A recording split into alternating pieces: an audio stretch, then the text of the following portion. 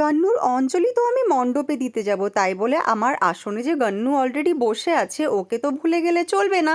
তাই আমি আগে আসলাম যে আসনটা পরিষ্কার করে আগে ঘরে আমি গান্নুকে মোদক, লাড্ডু, জল, খাবার যা যা ওর ভালো লাগে সমস্ত কিছু ফুল বেলপাতা সব দিয়ে পুজোটা দিয়ে দেন হচ্ছে আমি যাব অঞ্জলি দিতে। আমি যতক্ষণে রেডি হচ্ছিলাম ততক্ষণে অনিতা সমস্ত কিছু ঘর ঠর মুছে রেডি করে রেখেছিল। আমি শুধু এসে পুজোয় বসেছি। আর মিষ্টিগুলো যেহেতু একসঙ্গে আনা হয়েছে মণ্ডপের জন্যে আর ঘরের জন্যে, তাই আমি বুঝতে পারছিলাম না কোনটা কিসের জন্য আনা হয়েছে, তাই আমি খুলে খুলে একবার চেকও করে নিলাম। মণ্ডপের দিকে যাচ্ছি, এই যে আমি রেডি। আমাকে কেমন লাগছে, ডালা কেমন লাগছে সবটাই বলো। আর আমি পৌঁছে গেছি মণ্ডপে, এখানে এই যে সবাই পৌঁছে গেছে, সবাই মিলে আমরা পুজোয় বসেছি।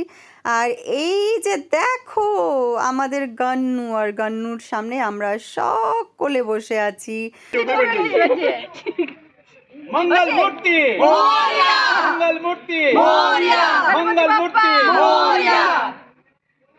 ব্যাস আর কি, সব শেষে সবাই মিলে ভিডিও করা, ফটো করা, সব গ্রুপে ছাড়া, আনন্দ হাসি হুল্লোড় করে বাড়ি ফেরা।